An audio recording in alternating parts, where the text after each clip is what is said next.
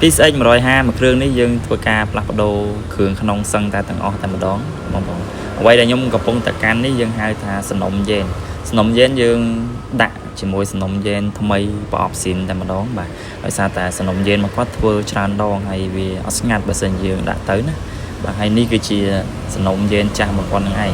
បាទអាលៀកជាមួយនឹងអាក់ហើយឡោកជាមួយនឹង